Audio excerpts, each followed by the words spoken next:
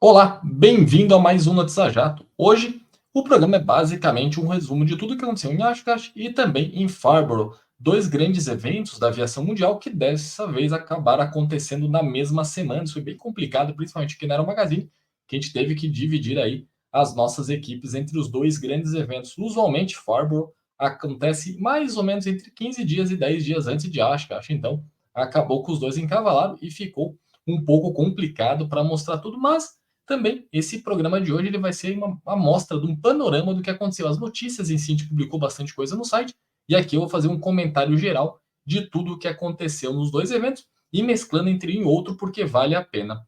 Mas antes, eu queria te agradecer por estar aqui comigo e também a da sua Aviation, através da Dassault Falcon, que está sempre aqui patrocinando o nosso programa. Então vamos para aquela contagem regressiva tradicional e eu volto em 10 segundos para nós comentarmos tudo o que aconteceu nesses dois importantes eventos da aviação mundial.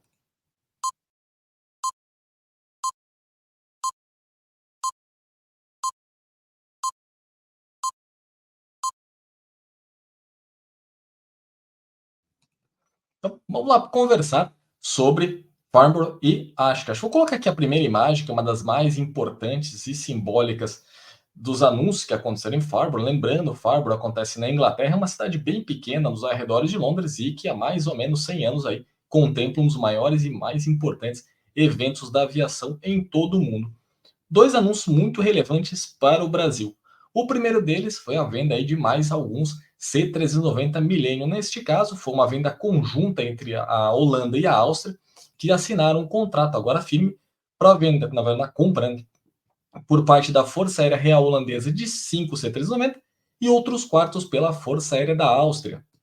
Ou seja, mostra que realmente, após uma série aí de dificuldades para o C390 entrar no mercado, grande parte dessas dificuldades causadas pós 2020, já que o mundo teve aquela paralisação por basicamente um ano e meio, dependendo do país até dois, isso acabou atrapalhando bastante as ambições da Embraer de conquistar novos contratos no exterior. E, evidentemente, todo aquele problema também relacionado à questão da Força Aérea Brasileira, que cortou basicamente pela metade o pedido original, teve aqui em 2021 aquela carta emitida pelo então comandante da aeronáutica falando sobre essa redução do pedido e uma mudança na estratégia da fábrica que aconteceu na véspera do Dubai Air Show, isso também complicou um pouquinho, mas as coisas estão agora caminhando para o sucesso. Então a Embraer tem feito algumas vendas bastante importantes, em especial para membros da OTAN.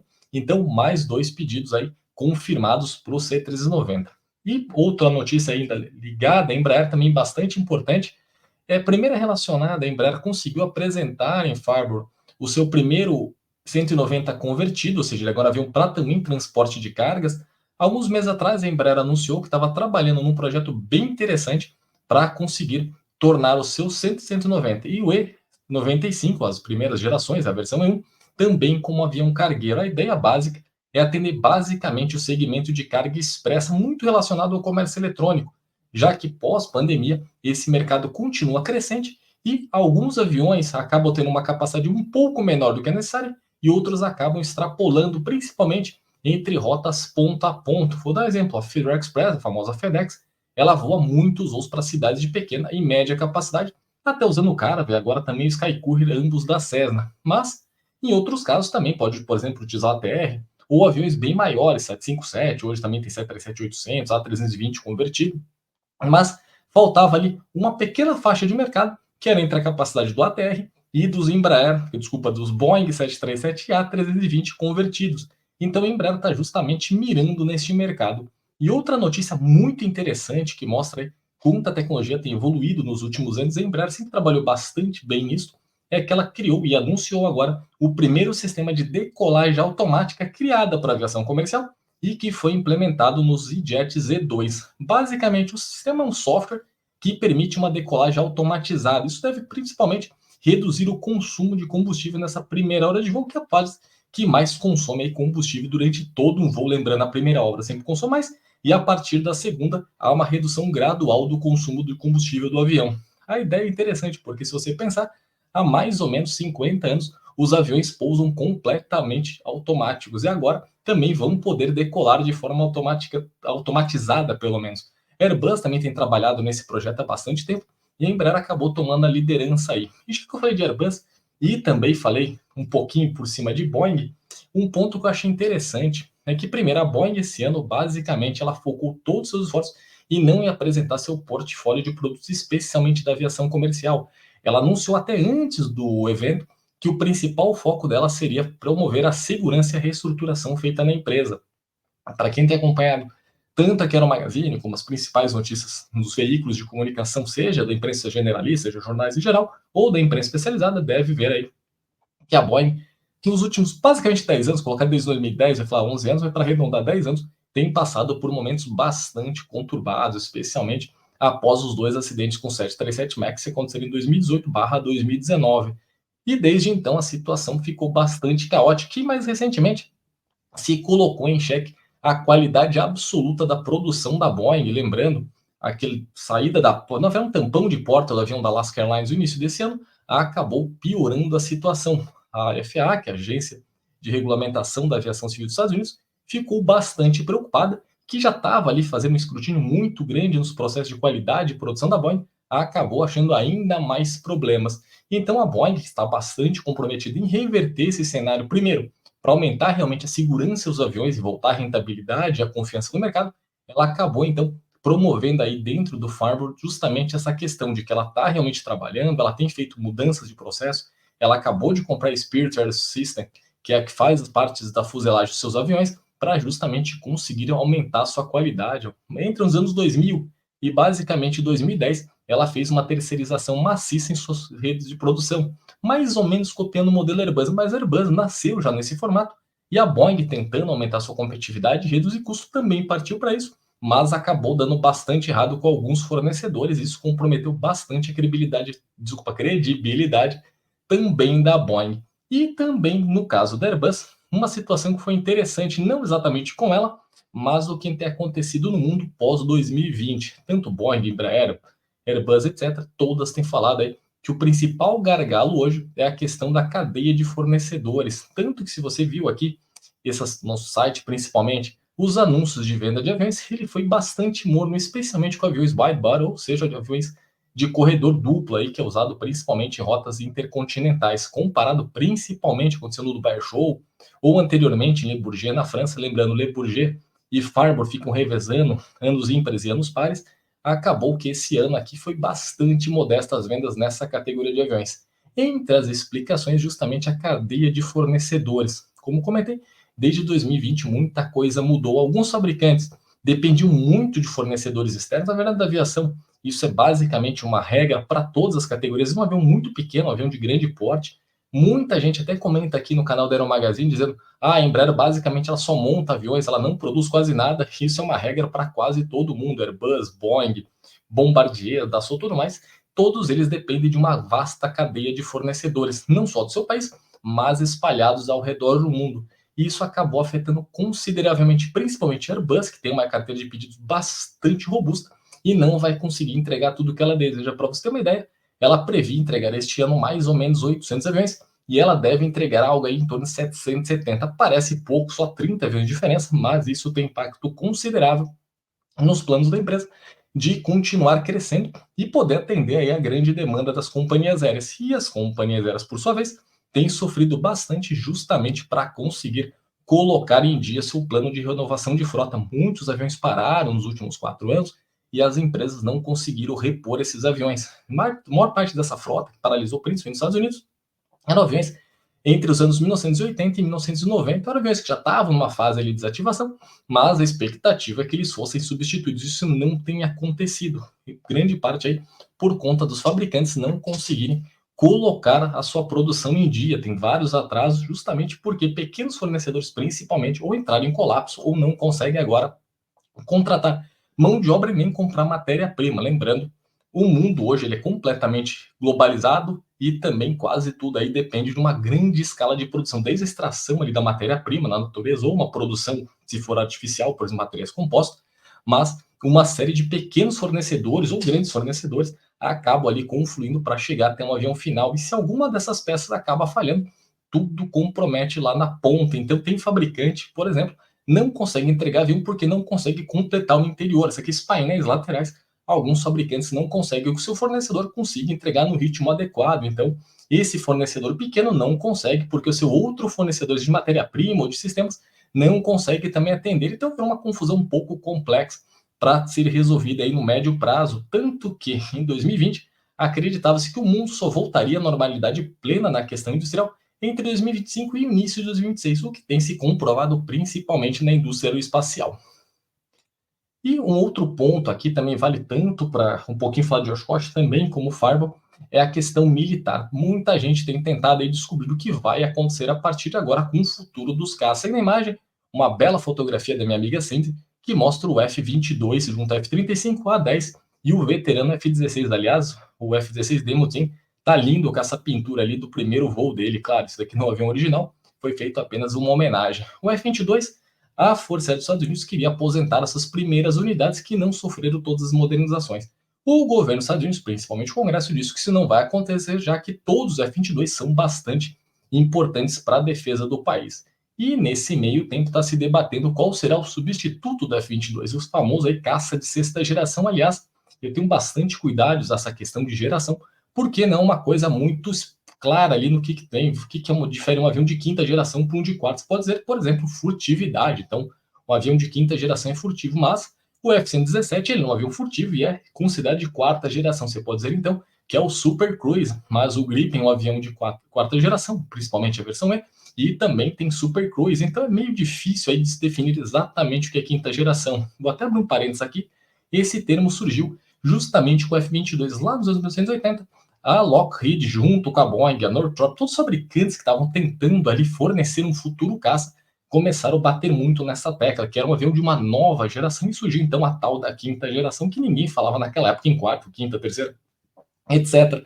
E agora, justamente de novo, para tentar vender tanto para o público quanto para a classe política, se criou a sexta geração, não por acaso o B-21, que é um bombardeiro, foi categorizado como avião de sexta geração.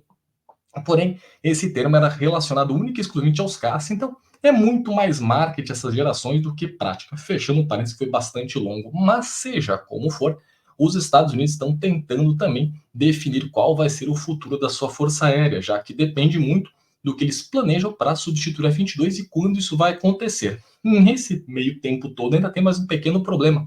Qual será o futuro do A-10?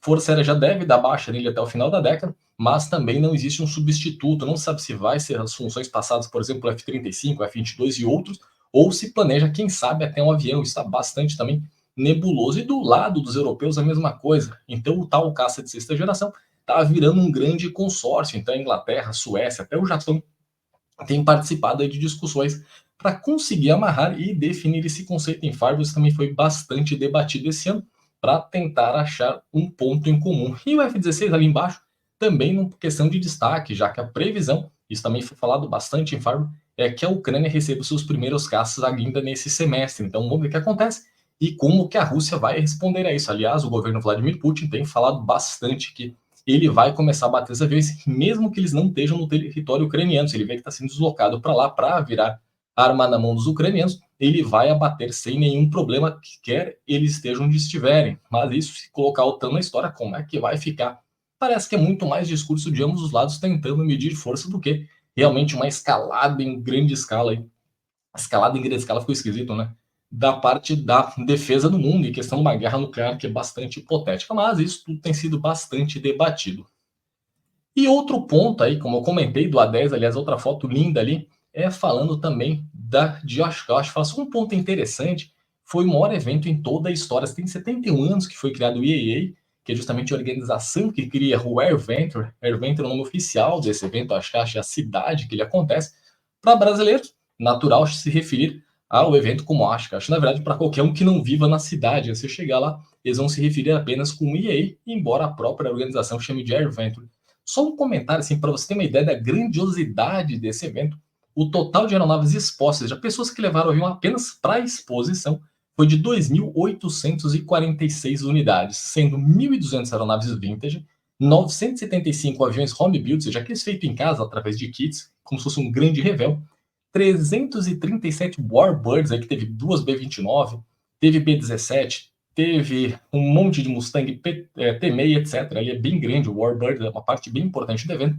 154 ultraleves e aviões bastante leves, 82 aviões acrobáticos, 65 aviões anfíbios, que chamam de seaplanes, e também 23 rotorcrafts e 10 balões.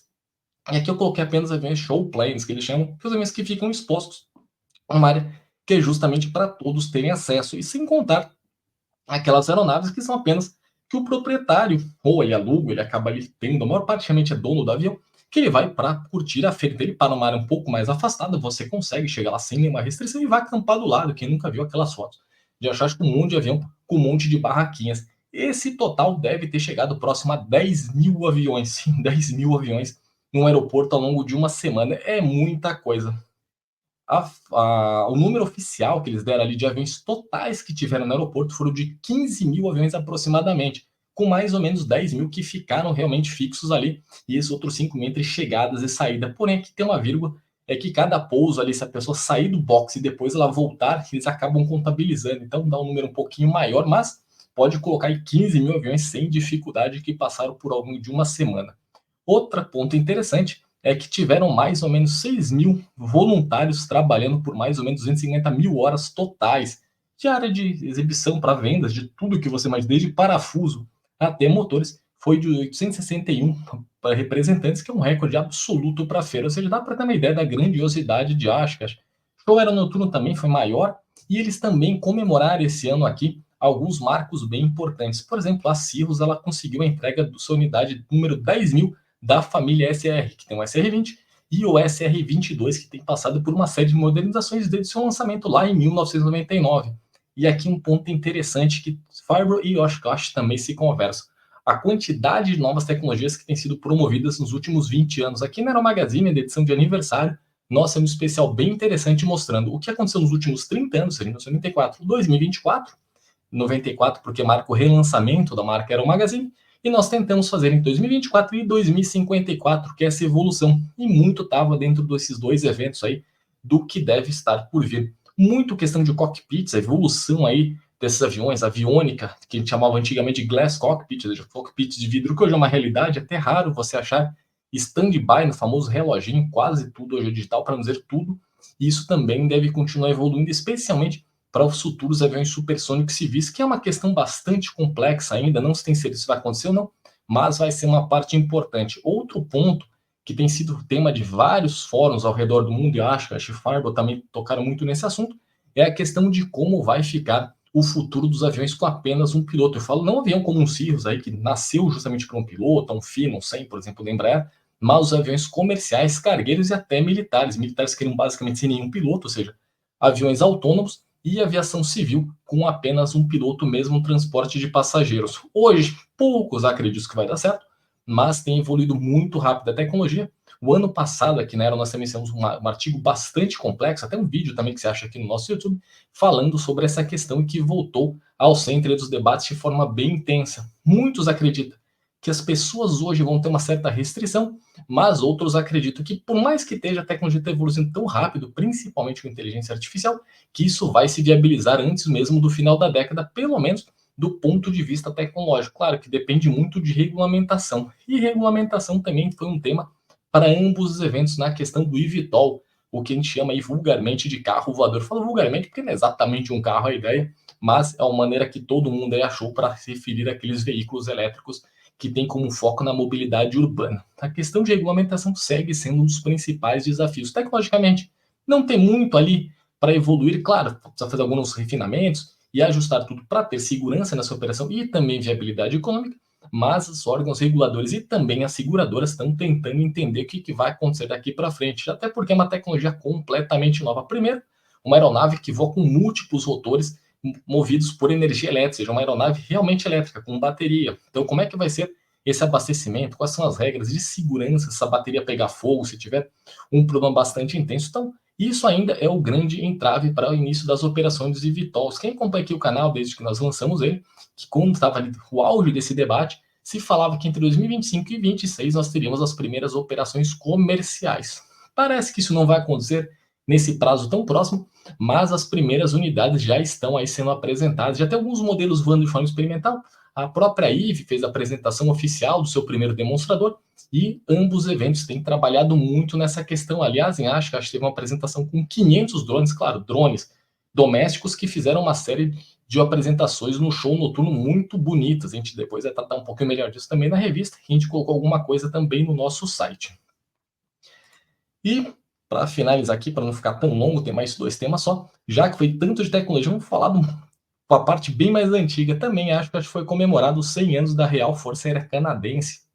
Lembrando, o Canadá, ele faz parte ali da Commonwealth, fazendo parte do Reino Unido, então precisa ter um hábito de chamar, de hábito, não é, oficialmente, né, de Força Aérea Real, porque está ligado ainda à Inglaterra e completou 100 anos. Então, acho que teve uma apresentação bem interessante dos vintages canadenses, por exemplo, eles apresentaram o Lancaster, apresentaram também os Snowbirds, os F-18 também fazendo show aéreo, tudo para comemorar os 100 anos da Força Aérea Canadense. Então, você tem ali o eVTOL na ponta, com alta tecnologia, e também a questão aí de uma tradição histórica bem interessante. Aliás, o próprio evento valorizou muito os 100 anos da Força Aérea Real Canadense, até porque o Canadá é um grande parceiro dos Estados Unidos. É como se fosse o irmão ali, um do lado do outro, os Estados Unidos um pouco mais rico, o Canadá seria o irmão mais bem sucedido na questão de vida, né? Tem uma parte ali social um pouco mais bem ajustada. Os Estados Unidos são 2 países muito próximos e se respeitam muito, principalmente nas tradições militares. E, como eu falei aqui dos eVTOLs, onde é que acontece, e um ponto que também os 2 eventos trataram muito, que até deixei essa imagem para a gente fechar, é como será o futuro do transporte aéreo e também da aviação militar, se vai ser eletrificado, se vai ser single pilot ou sem piloto nenhum, ou seja, completamente autônomo, e também a questão dos combustíveis, se vai para hidrogênio, a própria Embraer fez uma atualização ali dos conceitos que ela planeja por energia, que é aquela família conceitual de aeronaves que estão estudando, e a indústria também tem debatido muito se a eletrificação vai acontecer mesmo ou foi só um momento ali e vai acabar indo para o CEF, que esse combustível renovável baseado em combustível líquido que tem umas características muito próximas ao querosene, às vezes até em alguns casos um pouco superior. Então tudo isso tem sido bastante debatido. Antes de encerrar o nosso bate-papo, só um convite bem rapidinho passar aqui, é que se você gosta aqui do nosso trabalho e da Aero Magazine, nós estamos com uma promoção, de achar que está aqui desse lado, o QR Code para assinaturas aqui através do canal com descontos bem legais. Então você consegue ler a revista, tanto a física, né, em papel, quanto também a mesma versão, só que no modelo digital, que você pode ler no celular, no tablet, no computador, entre outros. Se você gostar, dá uma olhadinha aqui. E lembrando, nós fizemos 30 anos. Deixa eu trocar aqui. Opa! Trocar, errou de novo. Agora sim, 30 anos esse ano, desde 1994, era o Magazine refez aí sua história, que é bem legal também. E é graças a você que está sempre aqui conosco, tanto na questão digital quanto desde lá de trás, na época do papel. Se você gostou do nosso bate-papo, com um resumo aí bem simplificado, eu não quis ficar nas notícias em si, mas fazer uma análise junto com você do que aconteceu em Oshkosh e Fargo, deixa o seu like, não se inscrever no canal, se eventualmente você não for inscrito, e compartilhar com seus amigos. Também ativa o sininho aqui para você receber as principais notificações do canal. Um forte abraço e até mais. Tchau, tchau.